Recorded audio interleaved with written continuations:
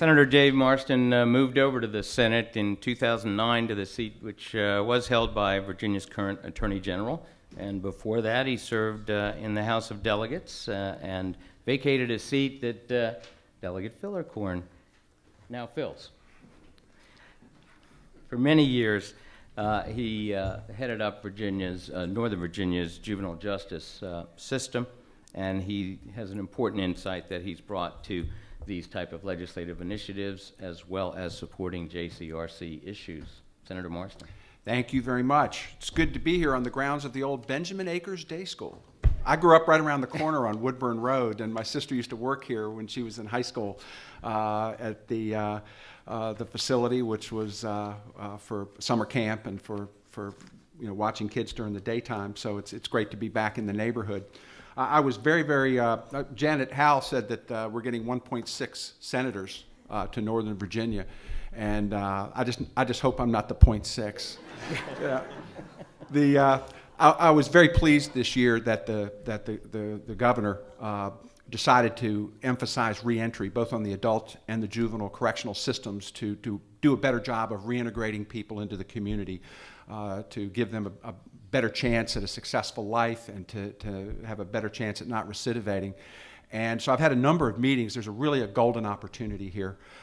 We have almost 500 empty juvenile detention beds throughout Virginia. And what I am working with the administration now on, we've had several meetings, and I'll be introducing a budget amendment this year to study it and get this underway, is to close down capacity in our state centralized correctional system so that we can put an equivalent number of young people at any one given time, have about 15% of our juvenile correctional population out in the community in detention centers near their homes where they can do work release, school release, treatment release. When they go home, that they can get 30 days perhaps of in-home care. In other words, somebody dropping by for an hour to make sure things are going well and that they develop good habits to begin their reintegration into the community, and this can be paid for with the savings coming out of a state facility. It matches up with the governor's need to have smaller government. It moves government closer to people. It saves money. We reduce the number of state positions. We create jobs throughout the Commonwealth to do this, and we're in line with best practices that are going on throughout the country. This is a great time to be able to do this kind of best practice here in Virginia. And I'm very excited that the administration is working with me to make this happen. It's where we can save money and help kids at the same time, and that doesn't come along very often. And I'm very pleased to be able to sponsor that and to move that through the legislature. Other things very quickly I'm working on, suburban fertilizer issues. This is something I've been working on for several years to get better practices in our communities, because it's not just farmers and it's not just point source sewage treatment plants that are creating the environmental concerns. It's also the way we take care of our lawns, and we need to do a better job with that. So it's great to be here. Thank you very much for having me. And I have to go see some Cub Scouts, so I'm going to have to leave as well. But thank you all very much for having us. Thank you, Senator Marston. Senator Chap Peterson was elected to the 34th District Senate seat in 2008 after serving in the House of Delegates and running for statewide office, and served in the House of Delegates, I think, from 2001. So I apologize for my error in seniority. Senator Peterson, also, I think this is your district too. So we've got the senator and the delegate here.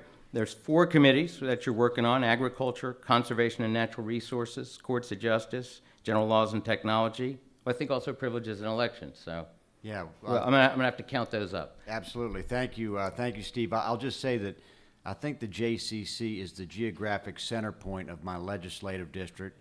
And if it's the intellectual center point, then I'm probably bound for re-election. So I thank you all for being here. It's great to be here. I just came back from the bipartisan retreat in Stanton. And no, this scar over my eye is actually from the rugby match the next day. So we got along pretty well in Stanton. And As Janet said earlier, we're looking at some modest growth in the state finally. We're starting to catch back up to where we were back in '06 and '07. We do have some cost issues, particularly with Medicaid, and some of that, by the way, is good, not bad. We've done a great job of expanding enrollment in our FAMOUS program, which is targeted for children, and we've gotten so many families enrolled in that program, and of course that pushes up costs. And we've also expanded eligibility, and we probably will continue to do so with the Federal Health Care Act. So some of these are good issues, not bad issues, but that is one of the things we're dealing with.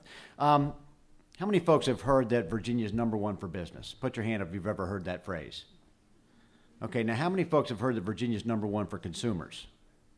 I ain't heard that either, okay? And that's why I'm putting in a bill next year for foreclosure relief and other consumer-related measures, which I think will make Virginia a better place for consumers. We have right now in Virginia a system whereby people can go in and foreclose on a house within 14 days of a default without practically any notice either to the homeowner or other interested parties. And I will tell you from firsthand knowledge, not that I've been foreclosed on, but a number of our clients have been and friends have been, that the situation right now is ripe for abuse. So I'm going to put in 2 bills. One is to increase the notice requirements under foreclosure, and the second is to make it illegal to use either a false or fabricated document to obtain a foreclosure. Yeah. Call me crazy.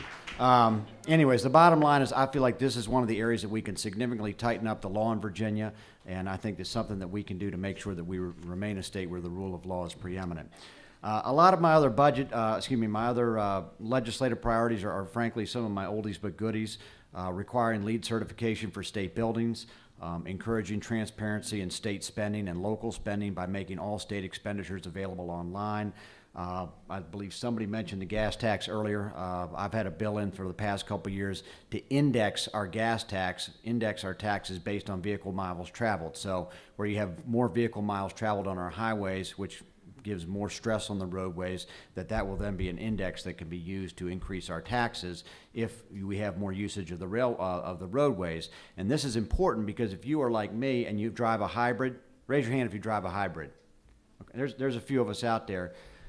We're buying gas less often, but we're not necessarily driving less often, okay? So we still use roadways, we still use the highways, but by the same token, since we purchase less gas, we actually put less money into the system.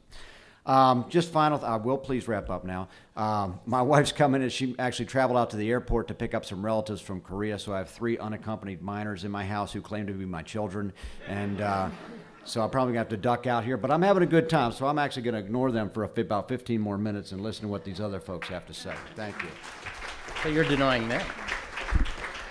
Let me next introduce Delegate Charnel Herring, who represents the 46th District. That includes Alexandria and parts of Fairfax County.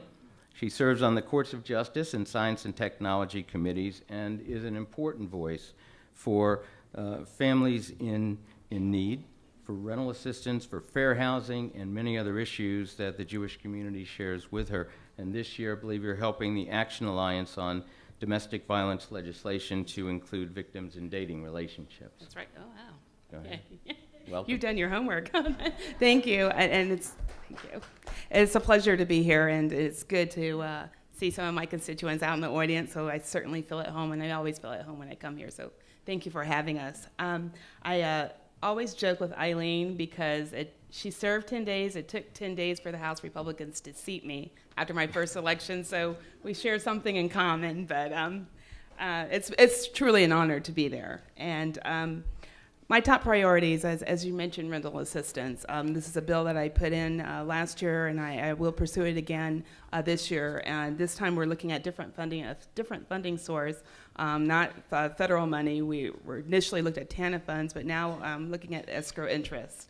And I've talked to some people with financial interest in that, and so far the response has been good. But it's going. I still the big ones I have not talked to yet. So.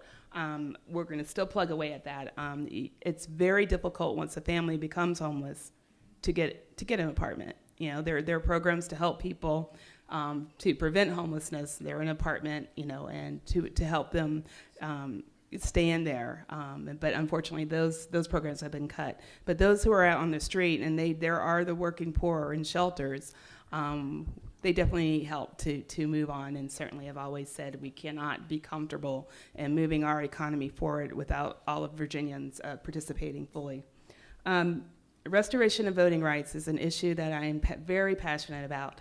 When the governor issued that letter telling individuals that they need to write an essay as part of their application, I sent a letter to the governor, and I was put on his working group on it. Honestly, I do think the governor is doing a good job because he put the resources there to speed up the amount of applications he processes. Problem is that it's in our Constitution that the governor restores the voting rights. As many of you know, this is antiquated. I have a firm belief, and we have the evidence to show it, which we'll be using next session, that it is race-based. It is a part of Jim Crow laws, and it's to disenfranchise African Americans. That's the initial tool. Now, only Virginia and Kentucky are the two states that require the governor's signature for you to get your voting rights back.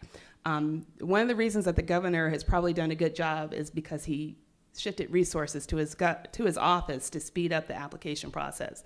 The thing is, when we talk about fiscal responsibility, you're shifting resources, and it's really unnecessary. So it's my firm belief, and it's always been, that the pen's got to be out of the governor's hand. The next person that comes in, we don't know what he or she will do. They could sit back and do nothing, and nobody's voting rights can be restored. So it's something that it has to change, and I will be putting in a constitutional amendment regarding that. And so I will stop here because I see that red card coming up, but I'm here. Thank you. Thank you.